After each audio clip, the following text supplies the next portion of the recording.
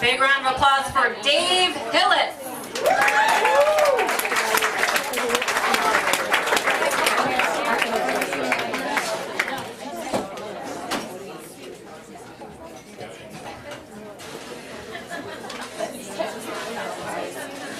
The summer after 6th grade, I spent a lot of my time hanging out with my best friend, Ken Fujimori.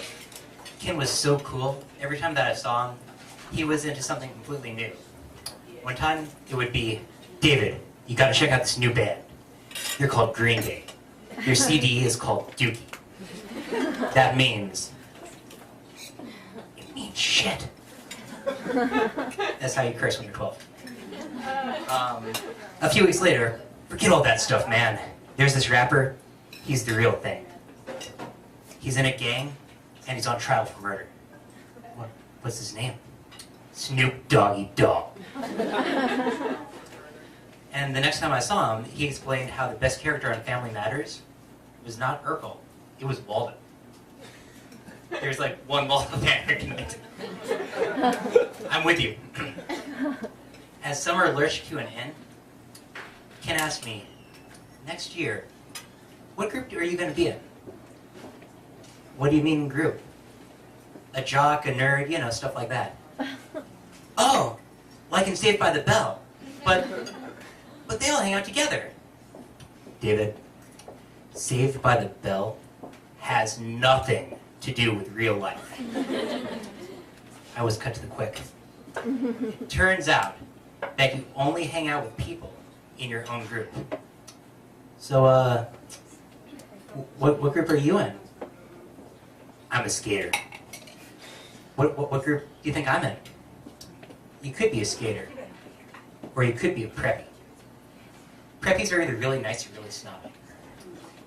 I want to be a skater. What do I do? You need to get a real skateboard, not the Kmart kicker you have right now. A custom board costs like $100. Also, you need to have the right clothes. Stussy and No Fear shirts and Vans or Airwalks. No Fear, for those of you too young to remember, was this popular brand of shirts in the 90s that had ridiculously competitive and vaguely nihilistic slogans. Things like, life is a contact sport. Or, been there, wrecked that. Or, at 200 miles per hour, you have no friends. They said, I'm really extreme, but not so extreme that I won't participate in consumer capitalism. That would just be crazy. Mine said, glorious in victory, miserable in defeat.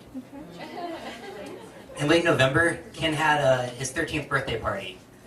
Ken went to a different school from me, so he had vouched for me to all of his friends, told them that I was cool. I was dropped off at the ice rink where the party was held in my No Fear shirt and an unbuttoned flannel. First thing I noticed was that all the other guys had that like greasy, floppy 90s hair with the part in the middle. You guys remember?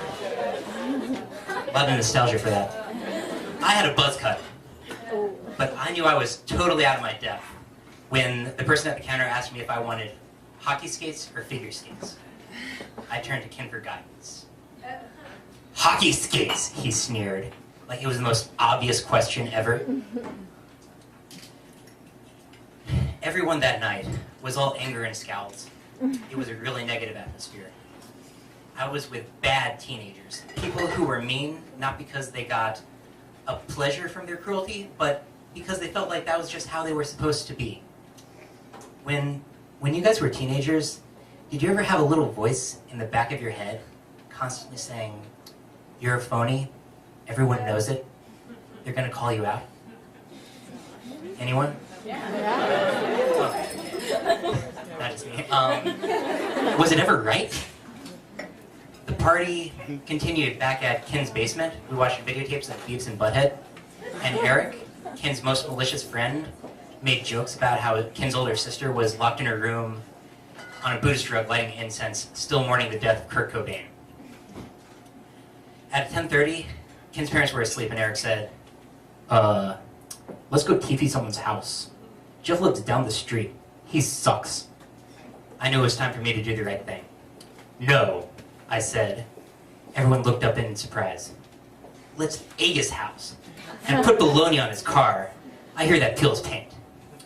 Quietly, we grabbed our supplies and slid out through the sliding door in the basement. We threw our rolls and hurled our eggs and dropped our lunch meat in the cover of darkness. When you do something that's forbidden, you're supposed to feel this glorious rush, but all I could think of was my balding father grumbling as he dragged the ladder out to remove some toilet paper twisted in a branch after Halloween. The next morning, we woke up to see a few inches of snow on the ground, really unusual for November. And pangs of remorse, they really made my stomach hurt. We went outside to have a snowball fight. Eric put bits of ice and dirt in the snowballs, and one of them hit me right in the eye. I howled in pain and started to tear up to get the crud out. And Ken said, "Stop, you guys, stop. David is crying." I was miserable in defeat. I trudged inside and realized that all that money I was saving would never go to buy a custom skateboard. The next year, I ended up at the same middle school as Ken, but at that point, we had drifted apart.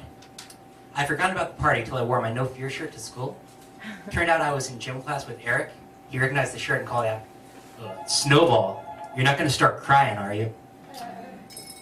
So, later that year, we played each other in dodgeball, and I managed to peg Ken in the nads. It turns out, he was miserable in defeat too.